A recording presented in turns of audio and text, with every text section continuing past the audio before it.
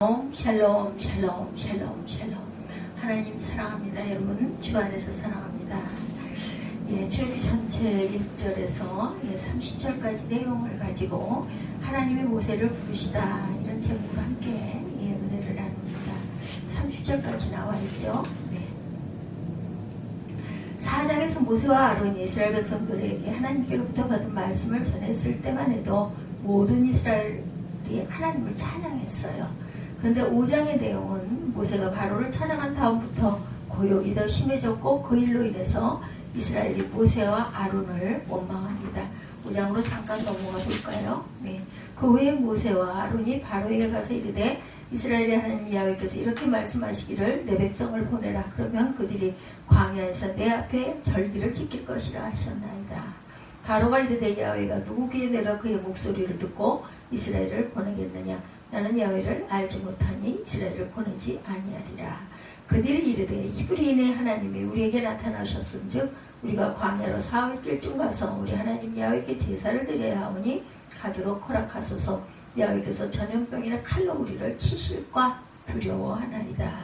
바로가 이스라엘 역사를 더욱 혹독하게 하는 그런 내용이 그 이후에 4절부터 쭉 이어집니다.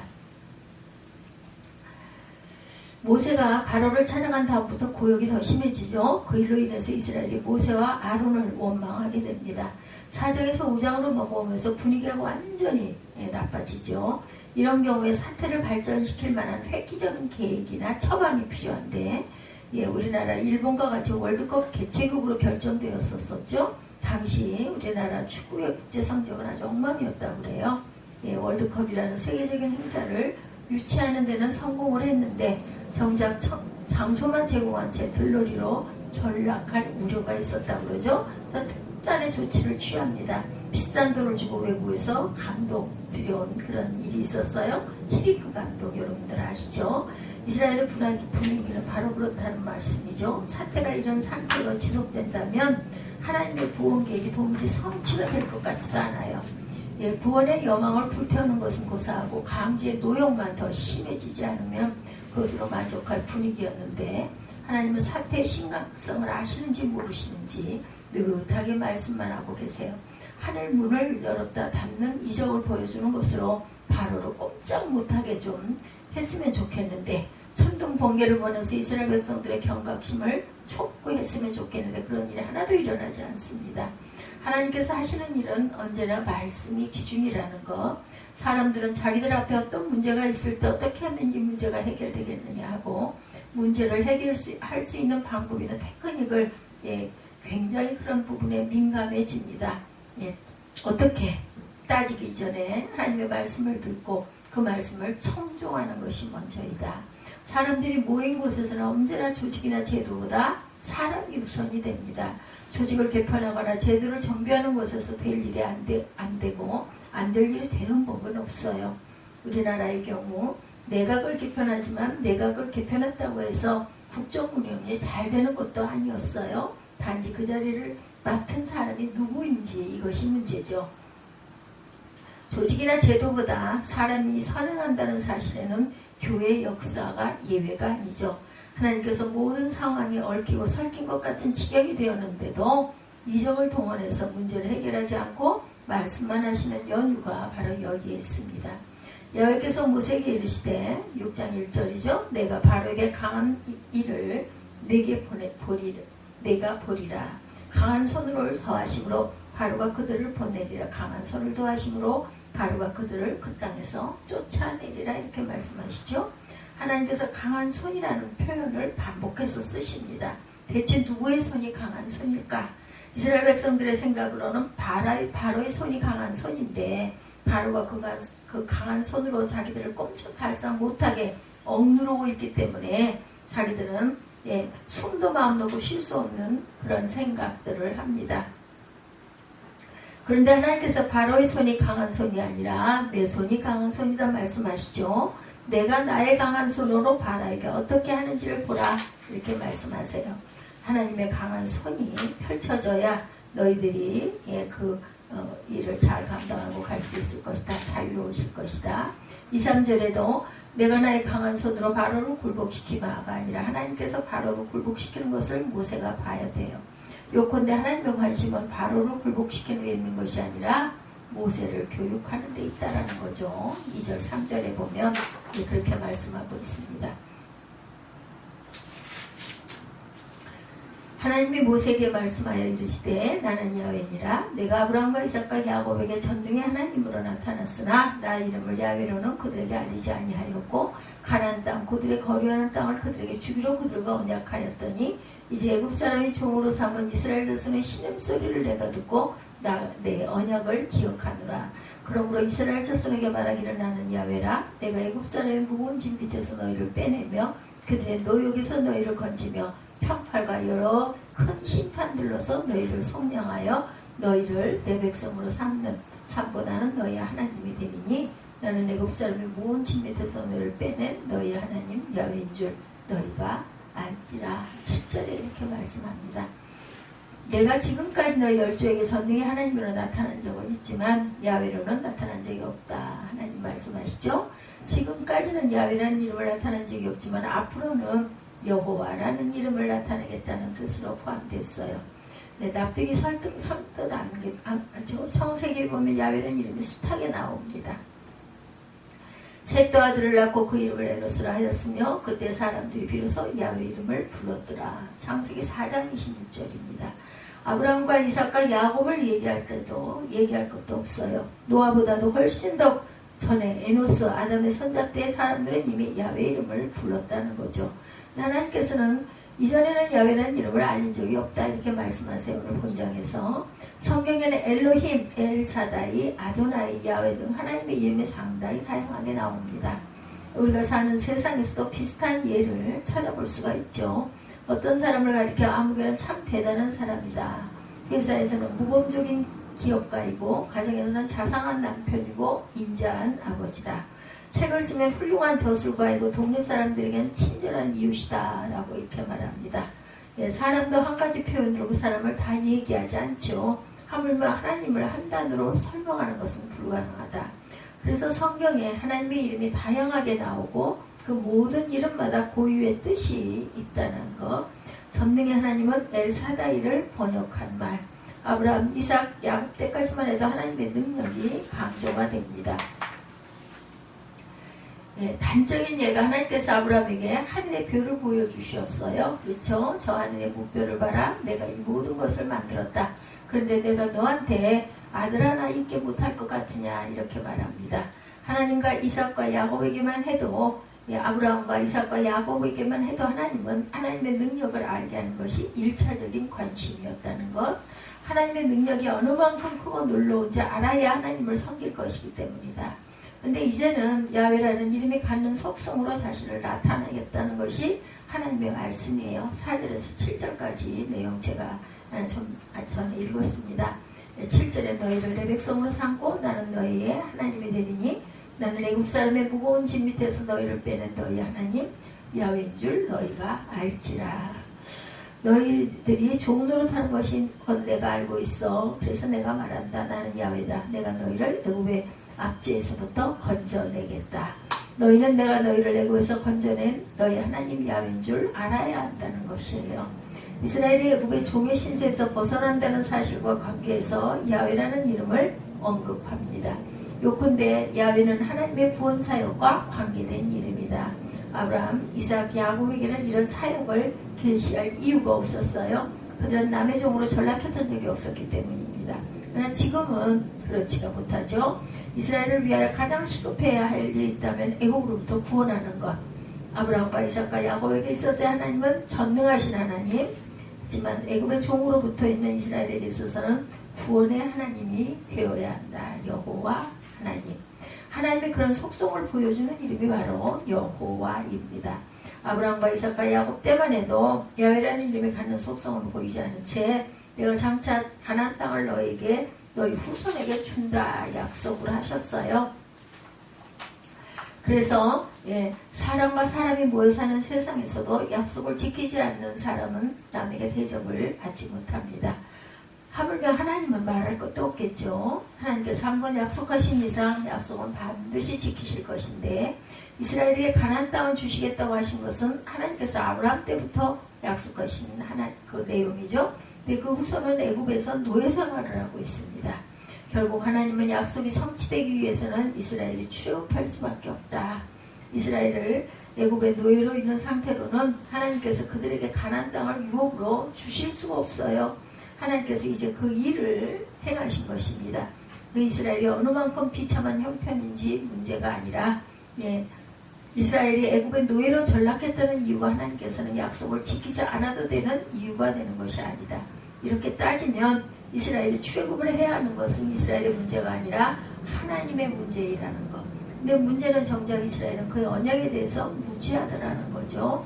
9절입니다. 모세가 이와 같이 이스라엘 자손에게 전하나 그들이 마음의 상황과 역사에 혹독함으로 인하여 모세를 듣지 아니하였더라 말씀하고 있어요. 9절. 모세가 이와 같이 이스라엘 자손에게 전하나 그들이 마음의 상황과 가혹한 노역으로 말미암아 모세의 말을 듣지 아니하였더라. 야훼께서 모세에게 말씀하여 이르시되 들어가서 애굽 왕 바로에게 말하여 이스라엘 자손을 그 땅에서 내보내게 하라. 모세가 야훼 앞에 아뢰어 이르되 이스라엘 자손도 내 말을 듣지 아니하겠거든 바로가 어찌 들으리까. 나는 입이 둔한 자니이다. 12절에 이렇게 한거를 하죠. 하나님께서 모세에게 나는 야훼다. 내가 내 백성을 구원하겠다라고 하신 말씀을 모세가 이스라엘에게 전했지만 그들은 모세의 이야기 듣지 않습니다. 자기들의 처지가 공공했기 때문에 내가 죽게 생겼는데 무슨 그런 일이 어디가 있어 이랬겠죠. 만일 모세가 바로를 만난 다음부터 바로가 이스라엘에게 호의를 베풀었으면 모세의 이야기를 들었겠죠. 이렇게 따지면 이상하게 전개가 되죠. 하나님 말씀을 하나님 말씀 자체로 받아들이는 것이 아니라 자기 입장을 기준으로 취사 선택하는 격이기 때문입니다. 자기에게 유리한 일이 있으면 하나님 뜻이 성취되는 중이고 자기에게 불리한 일이 있으면 하나님의 뜻이 떠난 때문이라는 이야기는 성경 어디에도 없어요. 그런데 이스라엘은 그렇게 알고 있습니다. 자기들에게 고통이 있다는 이유로 모세의 이야기를 귀담아 듣지 않았다. 10절에서 11절입니다. 야훼께서 모세에게 일러 가라사대 돌아가서 애굽 왕 바로에게 말하여 이스라엘 자손을 그 땅에서 내어 보내게 하라. 종종 가령 누군가 생일을 축하한다고 하면 말로만 축하한다고 하냐고 묻기도 하죠. 말로만 하는 축하는 전부 빈말이라던데 말로만 하지 말고 뭔가 주면서 축하해라 합니다. 농담인데 본문의 이스라엘은 실제 상황이에요.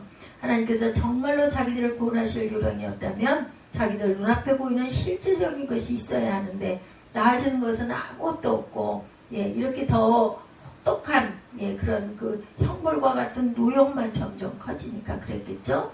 하나님께서 이런 내용을 전혀 모르시는 것 같아요. 사태가 어느 만큼 악화되었고 일이 어느 만큼 꼬였는지 전혀 모르고 속 편한 말씀만 하고 계신다는 거죠. 모세에게 자초지종을 들었으면 그런 일이 있었느냐. 알았다. 그 정도는 나도 다 예상하고 있었다. 나에게 방법이 있으니 너무 염려하지 말아라. 라는 말씀 정도는 있을 법한데 그렇지가 않습니다. 돌아가서 애굽 왕 바로에게 말하여 이스라엘 자손을 그 땅에서 내어 보내게 하라가 전부입니다. 마치 모세가 바로에게 가서 하나님 뜻을 전하기만 하면 바로가 거기에 순종해서 이스라엘을 얼른 내보낼 것처럼 말하죠. 12절에 모세가 야훼 앞에 고하여 가르되 이스라엘 자손도 나를 듣지 아니하였거든 바로가 어찌 들으리까. 나는 입이 둔한 자입니다.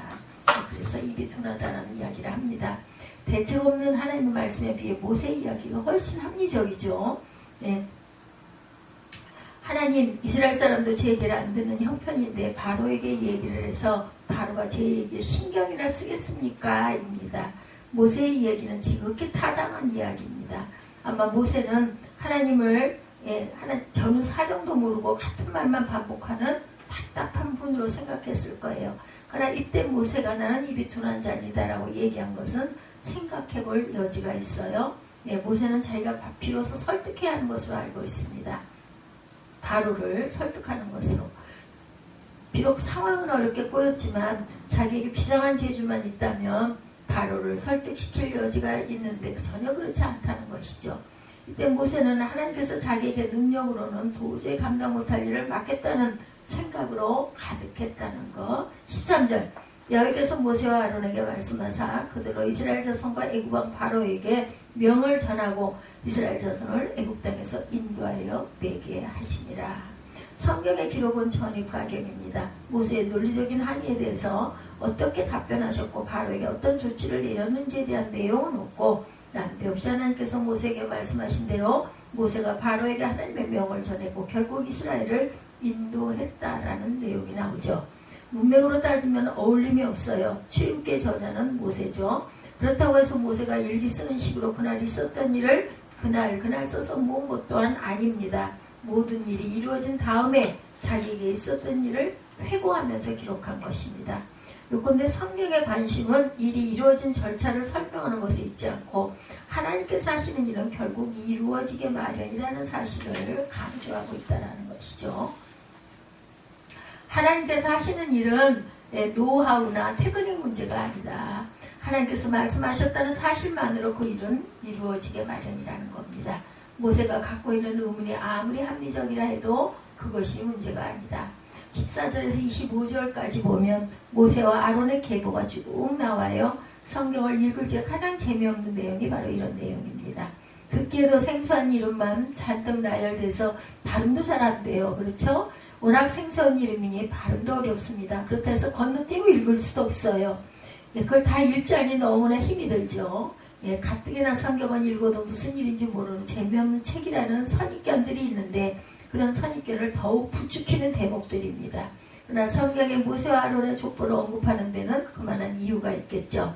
26, 7절입니다. 이스라엘 자손을 그 군대대로 애굽 땅에서 인도하라 하신 야훼의 명을 받은 자는 아론과 모세요. 애굽 왕 바로에게 이스라엘 자손을 애굽에서 내어 보내라 말한 자도 이 모세와 아론이었더라. 아멘. 이 말씀을 하려고 계속해서 이름들이 쭉 나오죠. 성경이 귀중한 그 지면을 할애하면서 모세와 아론의 족보를 언급한 것은 본문 때문이다. 하나님께로부터 직접 명령을 받은 이도 모세와 아론이었고 바로에게 가서 하나님의 말씀을 전한 이도 모세와 아론이다. 이 모세와 아론이 어떤 사람이냐 이라는 의미로 미리 모세와 아론의 족보를 언급하죠. 요즘도 동명이인들이 많아요. 그렇죠? 하물며 언어가 분화되지 않은 고대 사회는 말할 것도 없습니다. 우리는 성경에 나오는 모세와 아론만 알고 있지만 당시에는 모세는 아론이라는 이름을 가진 사람이 한둘이 아니었다는 거. 그러면 하나님의 명을 받아 이스라엘을 구원한 사람 이름이 모세와 아론이라 하더라도 그걸로는 부족해서 그 모세가 어떤 사람이고 그 아론이 어떤 사람인지를 따져봐야 돼. 증거를 대야 되죠. 결국 성경은 하나님의 명을 받아 이스라엘을 구원한 모세와 아론은 이스라엘 12지파의 조상에까지 선이 닿는 모세와 아론이었다라는 이야기를 하고 있는 것입니다. 모세와 아론은 갑자기 하늘에서 내려오거나 땅에서 솟아나온 사람이 아니라 언약의 계보를 충실히 잊고 있는 사람들이다라는 뜻이에요. 29절에서 30절 하나님께서 바로와 그 모세와 아론을 통해 이스라엘을 구원하시기를 기뻐하셨다. 야훼께서 모세에게 일러 가라사대 나는 야훼라 내가 내게 이르는 바를 너는 애굽 왕 바로에게 다 고하라. 모세와 야훼 하나님 앞에 고하되 나는 입이 둔한 자이오니 바로가 어찌 나를 들으리까. 모세가 야훼 앞에 말하죠. 하나님은 하나님의 구원 계획을 차곡차곡 시행하고 계세요. 그러나 모세는 여전히 하나님과 엇박자를 하고 있습니다. 12절에도 자기는 입이 둔하다는 얘기를 했는데 한 번 더 반복하죠. 30절에 모세가 야훼 앞에 아뢰되 나는 입이 둔한 자이오니 바로가 어찌 나의 말을 들으리까. 계속해서 반복을 합니다. 하나님께서 모세에게 하신 말씀은 하나님께서 하신 말씀을 바로에게 전하는 것까지다. 그런데 모세는 자기가 바로의 결제를 받아야 하는 것을 알고 있죠. 바로의 결제를 받으려면 비로소 설득시켜야 하는데 바로를 자기 그런 능력이 없다, 입이 둔하다. 하나님은 그런 사정을 아는지 모르는지 막무가내로 말씀하시니 얼마나 답답했을까. 저희 하나님께서 뭐라 하셨어요? 이제 내가 바로에게 하는 일을 네가 보리라. 강한 손을 더함으로 바로가 그들을 보내리라. 강한 손을 더함으로 바로가 그들을 그 땅에서 쫓아내리라. 1절에서 이미 말씀하셨어요. 바로를 굴복시키는 문제는 하나님께서 직접 하시겠다고 말씀하세요. 그렇다고 해서 바로는 내가 책임질 테니 너는 나를 믿고 이래라 라는 뜻은 아닙니다. 내가 바로에게 하는 것을 잘 보고 내가 누구인지 제대로 알아라 라는 뜻을 갖고 있어요. 하나님의 관심이 바로에게 있지 않고 모세에게 있습니다. 하나님께서 출애굽 직전에 애굽에게 10가지 재앙을 내리신 것이 단적인 예죠. 9번째 재앙까지도 이스라엘을 내보낼 것을 완강하게 거부했던 바로가 모든 장자가 다 죽는 10번째 재앙을 통해서 결국 항복했기 때문에 얼핏 생각하면 하나님께서 바로를 항복시키기 위해서 10가지 재앙을 동원한 것처럼 보이지만 그럴 수가 없어요. 권투 경기의 경우 세계 타이틀 매치는 12회전까지라고 하죠. 중간에 KO로 승부가 갈리기도 합니다. KO로 승부가 나지 않으면 12회까지 경기를 하죠. 12회까지 경기를 한다는 이야기는 어느 한쪽도 상대방을 KO시킬 만큼 강하지 못하다는 뜻입니다. 만일 헤비급 세계 챔피언과 경기를 하면 우리가 만약에 경기한다면 몇 초나 견디겠는가? 아마 5초도 한번 이렇게 눈빛만 해도 저 같은 경우는 기절을 할 것 같은데요. 네. 하나님께서 바로를 굴복시키는데 얼마나 걸렸나. 10번째 재앙만에 굴복한 바로는 나중에 홍해에 빠져 죽게 되죠. 만일 하나님께서 바로를 굴복시키는 것이 목적이었다면 재앙을 10번씩이나 거듭해서 내릴 이유가 없어요. 처음부터 그냥 간단하게 죽이면 되죠. 결국 이때 10가지 재앙은 바로를 항복시키기 위한 것이 아니라 이스라엘에게 하나님의 어느 만큼 강한 분인지를 생생하게 알리기 위한 것이었다. 이스라엘로 하여금 바로가 하나님께 쩔쩔매는 것을 보게 해서 하나님의 어떤 분인지를 알게 하기 위한 방법이었다는 것. 하나님께서 계속 모세를 바로에게 보낸 이유도 마찬가지입니다. 아마 모세는 하나님께서 공연한 일을 시킨다고 생각했을 거예요. 그러나 하나님은 지금 모세를 교육시키고 있는 중이다. 모세로 하여금 하나님의 어떤 분인지 제대로 알게 하는 것이 하나님의 1차적인 관심. 이 내용을 우리에게 적용시키면 그 옛날 모세를 교육시키신 하나님께서 지금 우리를 교육시키신다. 우리의 전 인생에 간섭하셔서 우리에게 하나님을 알게 하시고 우리를 하나님의 사랑으로 바꿔놓으시려는, 하나님의 사랑으로 바꿔놓으시려는 하나님의 뜻이라는 것을 잊지 않는 저와 여러분들이 되시기를 주님의 이름으로 축복합니다. 기도하시겠습니다.